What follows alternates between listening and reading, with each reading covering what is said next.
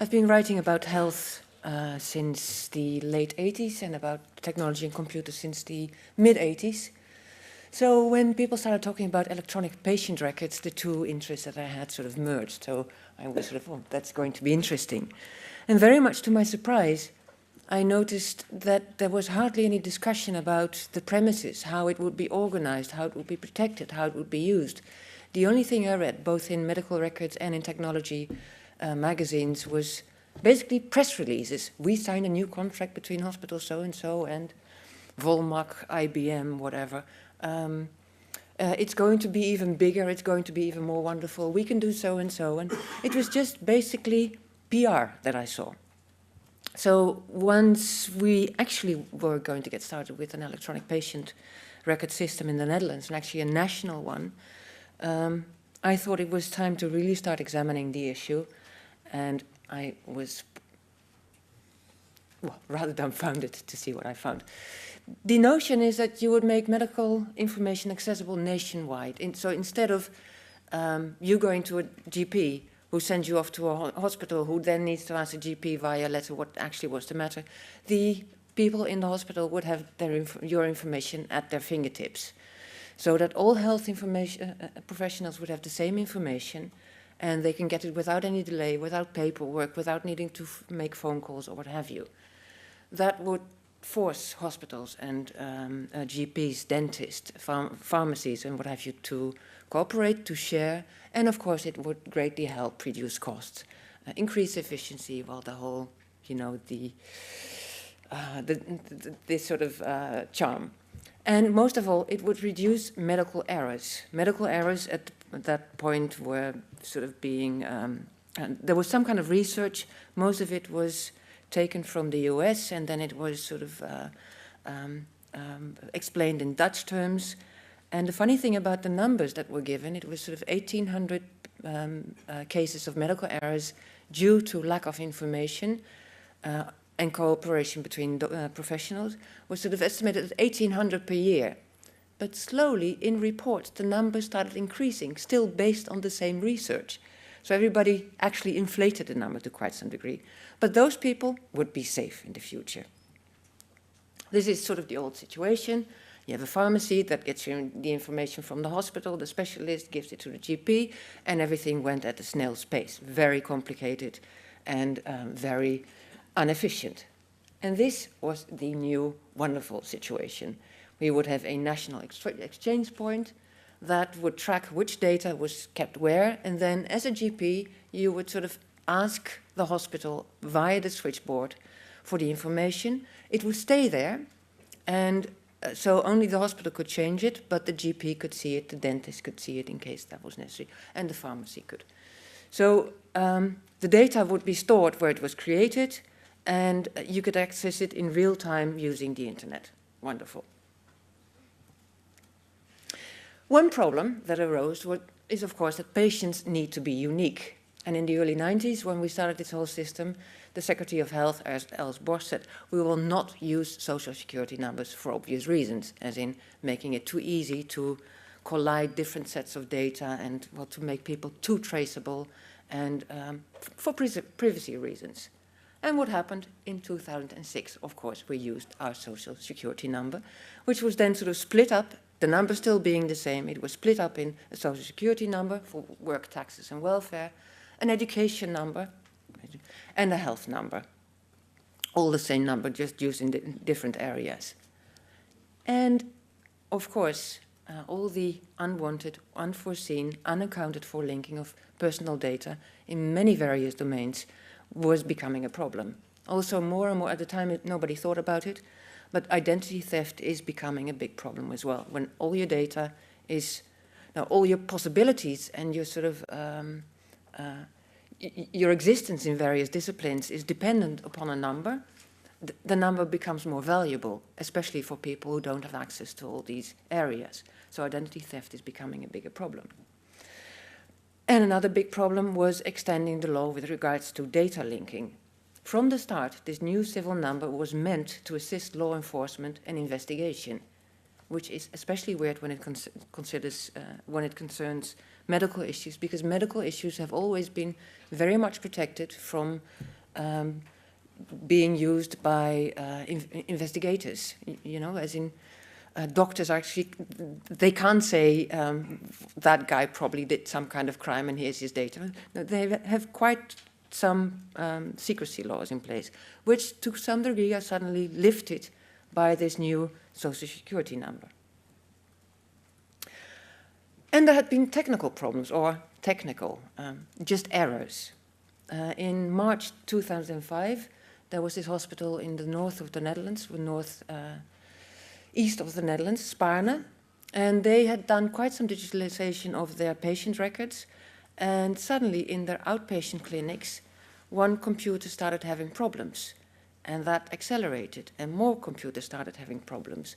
And they cleaned the first computer, but then more computers got the problem, to the point that all data was becoming so slow to access, they had to shut down outpatient visits. They had to shut down the outpatient clinics for a week in order to clean all the records and the computers. It took them quite some time. And they were brave because they announced it in the press. There have been more of such similar incidents and people never comment upon it, and they don't give out a press release about it. For instance, there are various radiology departments which have been having bugs and which found that the previous information on patient records were not available to them because of a virus, or sometimes were damaged, or sometimes were inaccessible. We've had a bug that's, there was a press release about it, but the press release was very, very, well, it was very little release in it. It was just the press saying there was a problem and you could not figure out what happened. But as it turned out, there was a bug in a program that calculated dosages for chemotherapy in a particular kind of software program. People were getting chemotherapy dosages 10 times too high. And rumor has it that indeed one person has died of this. And more there were data entry errors. One of the complicated things is you get these drop-down menus where you select the code for the disease or the code for the medication that you're going to give, and the drop-down menu where you say it's 10 milligram or it's 20 milligram.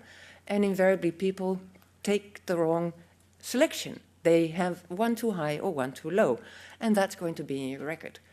There is another error where people simply are not used, they're not used to work with these programs. It might sort of become better in future, but people enter data in two different places, thinking, yeah, but it should be there as well, not knowing that the program will do it for them. Thereby, they up the doses twice. At the moment, electronic medication programs are currently the fourth cause of new medical errors. Well, actually, they were intended to solve these problems. So there you go. And there was this other problem, a sort of management problem. The Department of Health would allot no extra money for new software or the implementation of electronic patient records.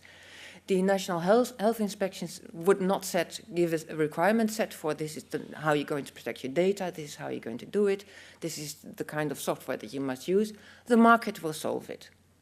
Nictis, the guys making this sort of hub in the middle, the switch point, they said, yeah, but the responsibility for the data and the software that people use to connect to us, well, that's their problem, not ours.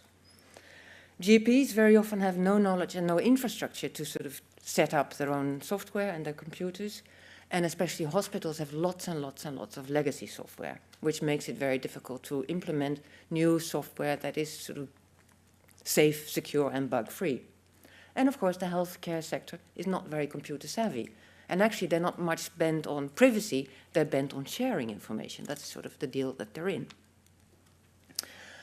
So I thought, yeah, well, this whole list of objections, and yeah, nobody's going to listen.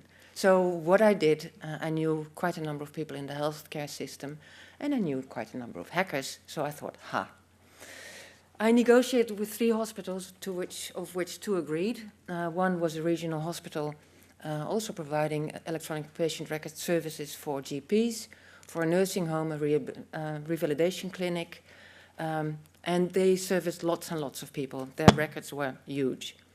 And the other one was one of the biggest academic hospitals in the Netherlands. And I signed contracts with them. I would do a test, how secure their data was, how, well, a penetration test, basically. And the results were rather shattering. The academic hospital, actually, it was difficult to get in. We got into one of the remote servers that they found out immediately. The next morning I got this phone call. I found this hacker and he said to phone you. What the fuck is going on? And I said, there's a story to it. And you might refer to your board, but I'll tell you so and so and so. Actually, we couldn't get in. We could get some information, for instance, a workers directory, which proved helpful to do a social engineering test. That hospital, they sort of, were okay. The other hospital, Hospital A, they said, we're so happy to be part of this test. We really would like to see proven how secure our firewall is. And when we heard that the security depended on the firewall, we thought, oh. Within a couple of hours, we were in using SQL inject. They didn't know. We moved data around from the one place to sort of sloshing it around there, and they never noticed. They really had no clue. And I'll show you what I got, amongst others. Huge files of all the patients. I could ask the hackers, give me a list of so-and-so. Everybody living in so-and-so. Everybody over 55, everybody under 44. Give me people sorted by disease. I had the codes for the disease. After all, we plucked them from the database. Yeah, okay. And the really bad thing is, it was 1.2 million people, 8% of the Dutch population. The really bad point is, I couldn't not only copy them, I could not only delete them, I could change them. And if I was less reliable than I am, I could do something very, very complicated. For instance, change the blood type of everybody whose third letter in their surname is a vowel. People would start dying and nobody would have any clue why they're, well, you get the drift. This is one of our hackers sitting in Hospital B. They got in. They had security codes and they got what they wanted. They left with 8,000 patient record files. The Secretary of Health, no, this mustn't happen and we're going to do everything in our power and blah-de-blah, you know the drill. They sent a letter to Parliament afterwards. The implementation of the national, the switchboard was sort of postponed. Security suddenly was mentioned 27 times. It was never mentioned before. There was this new set of safety rules which would become a touchstone. Then again, it was very much blah-de-blah. Also, as in explaining about the linings that you would have in the hospital corridors, that kind of safety prerequisites. And fortunately, they said that the law on medical secrecy might need to be reassessed because, of course, suddenly system admins, data entries, outsourced companies have access to patient records files while they're not bound to medical secrecy. And everything went wrong on all the wrong levels. Hospital A, with the 1.2 million files, sent us the sysadmin, not the members of the board, while Hospital B actually sent the member of the board, and they started a full awareness training in the whole hospital. Actually, they even put themselves out. They said, we were Hospital B, Erasmus Hospital in the Netherlands. They retrained everybody. So what we have, huge problems, viruses, bugs, hacks. Improvement of healthcare is very dubious. Protection of highly sensitive data is severely lacking, and we still have many hospitals running Windows 97. What we should do, well, you can read, compartmentalized data. That's very, very important. Better architecture and privacy as the alpha and omega, not a sort of layer that you put over everything else. Trained personnel. We need data hygiene. There was Semmelweis, this guy who actually said, if you want to deliver a baby, you would start by washing your hands and instructing medical personnel how to be hygienic. Hygienic? Yeah. Data hygiene, that's what we need. And sloppiness should be dirty. A final thing. We have new problems. We are going to make much more medical appliances, pacemakers, insulin pumps. As it turns out, these can and are being hacked.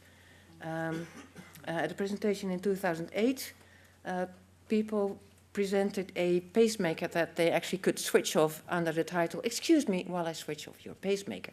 At the time, the cost of making the appliance, well, the cost of making the hack was $1,000. The company making the pacemakers knew about the problem and said, yeah, nobody's going to do it. 5 years later, the problem still existed, and by then it cost you only $10 to switch off somebody's pacemaker. Actually, there's quite some discussion that this might serve as a sort of new terrorist or even a new anti-insurgency measure. If you know that bin Laden has an insulin pump, you just turn it off. Yeah. That's the DEFCON thing, yeah. Beware and stay healthy.